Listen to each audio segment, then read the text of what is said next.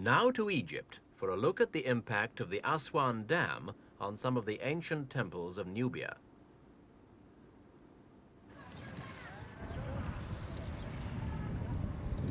This is one of the temples at Philae, known for its beauty as the Pearl of Egypt. For more than 70 years, these temples have been partially covered by the Nile, ever since the first dam at Aswan was built in 1902. With the construction of the High Dam at Aswan in 1968, however, the temples at Philae have been threatened with permanent and complete submersion as the new lake forms behind it.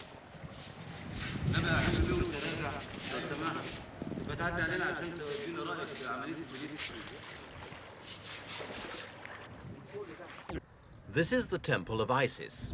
It's survived periodic submersion well, but for the past few years, a major operation's been underway to clean it and save it before it disappears forever.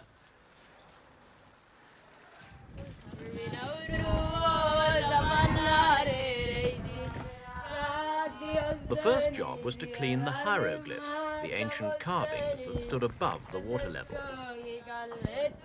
This film was taken last year, when there was still much work to be done on the rescue project. Under guidance from a team of archaeologists and engineers, Egyptian laborers rowed through the corridors of the partly submerged temple to carry out the cleaning process. What was once a sacred spot had become a home for fishes. But here, as in the rest of Nubia, the Egyptian government's been working against the clock and the rising waters to rescue these relics of the country's glorious past.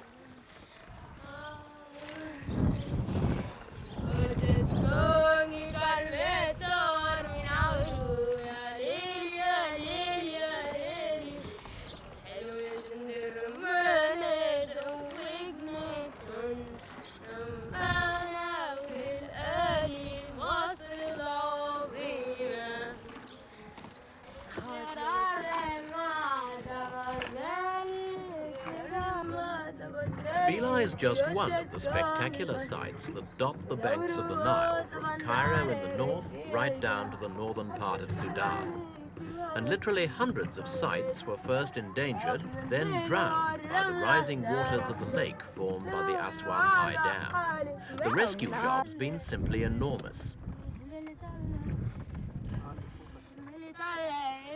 The High Dam was built to provide electric power for Egypt's industrialization program, but now it's complete, it's drowned most of ancient Nubia. The new lake, called Lake Nasser, stretches to the Sudanese border and beyond, but the best-known monuments at risk have been those of Philae and Abu Simbel.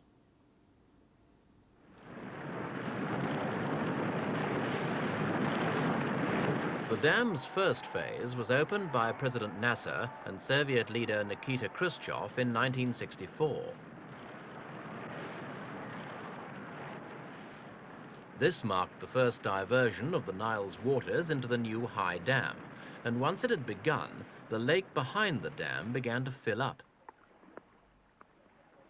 It affected a huge area, the homeland of the Nubians who divided ancient Egypt from the rest of Africa. Thousands of villagers had to move as their homes disappeared forever.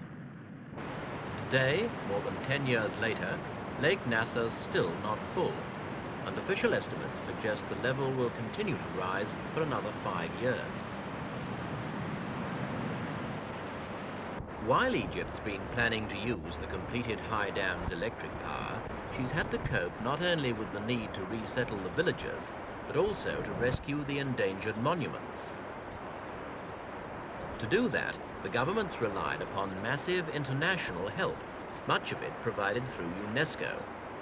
Fortunately, the slowly rising waters of Lake Nasser have given time for the rescue campaign to concentrate on the most immediate problems.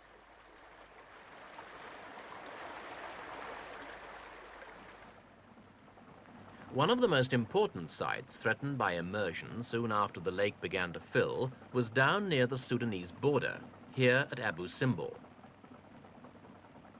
Abu Simbel's a memorial to Ramesses II, one of ancient Egypt's most famous and most powerful pharaohs. And there's also a smaller temple in honor of the favorite of his 119 wives.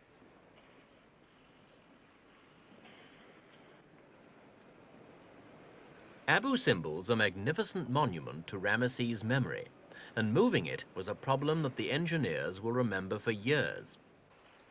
First, the statues and temples had to be studied, measured, and recorded exactly on special plans.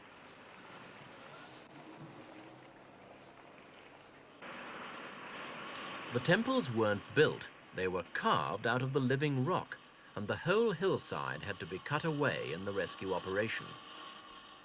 The task of sawing through the soft stone had to be done precisely, and each piece carefully numbered so they could be reassembled exactly on a new site out of the water's reach. The whole operation was a major engineering feat with no margin for error.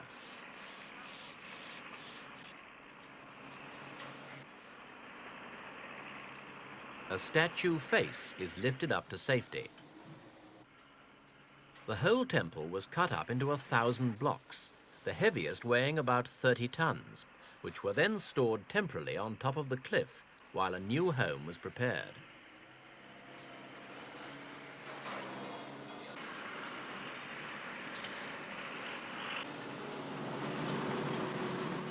More than 1,000 workers and archaeologists took part in the Abu Simbel rescue operation, and over 50 nations helped financially, evidence of the importance attached to the monuments of ancient Egypt, not only by modern Egypt, but by the world as a whole.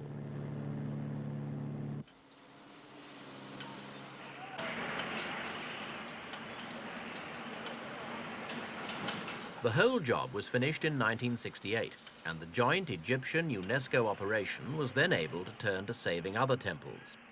The Abu Simbel job was perhaps one of the most difficult, racing against time and the rising waters, and literally carving away the hillside. The moving of temples, and even their methods of construction, posed new engineering problems, and the techniques learned here proved of vital importance in the rescuing of other temples threatened by the new lake.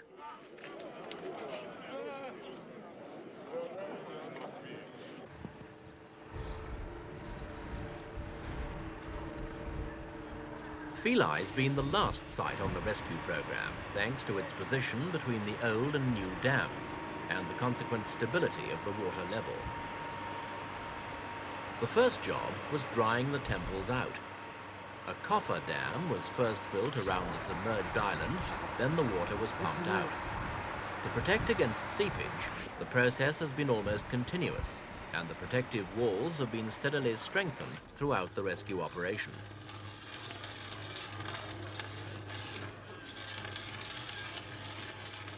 As the water level went down, the lower parts of the temples were once again exposed to view, showing that despite their 70-year immersion in the river, their carvings and hieroglyphic symbols had survived well, though the old paintings had been washed away.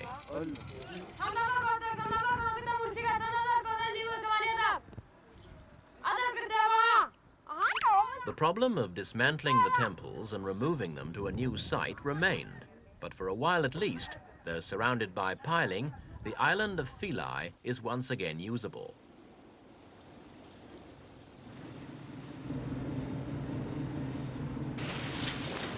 The work of rescuing Philae began in early 1969, once again with substantial amounts of financial and other assistance from abroad, and it took nearly 5 years before the bulk of the site could again be seen. Some of the less important ruins remain submerged outside the wall of piling, and may be rescued later by specialist diving teams. For the moment, though, it's the job of rescuing the major temples that's underway.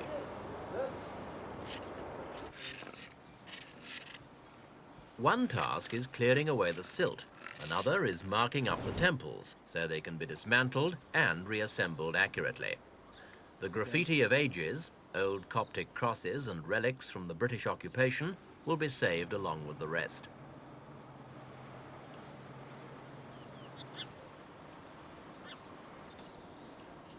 The mammoth task of dismantling the temples begins this month, the culmination of years of work. They'll be rebuilt here, on the island of Angelica, some 500 meters away. The whole of the top of the island has been sliced off, and it's been leveled to match as accurately as possible the old contours of Philae Island.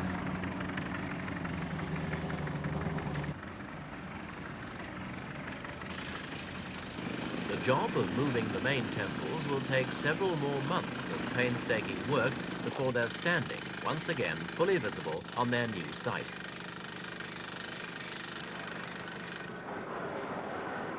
Some things, though, won't be moved.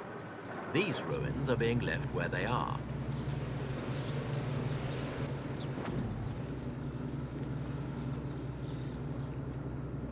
We asked Mr. Botras, the engineer in charge of the project, how he felt working with such history. Really, I'm very interested with this project because it is a combination of an engineering project and a historical project. Of course, as I was an irrigation engineer, I was very fond to work in such a project which is dealing with the history of our pharaohs. And I find it as an engineering project from my engineering point of view, it was very perfect from its buildings, its architecture, its foundations. Everything about engineering was really very, very perfect, especially during these days, which was about 2,500 years ago. Mr. Botras, do you get a great sense of history when you work here? Of course, yes. I am feeling as I am living in the times of the pharaohs. There is said to be a thing called the curse of the pharaohs, which is inflicted on anybody who disturbs their temples. Are you worried about that? Well, of course, we have heard about it, but I am not worried about this because I am not making any harm for these buildings. I am saving them from flood, and we are re-erecting them in another place which will be more comfortable, and I think this is not a harm to be fear of.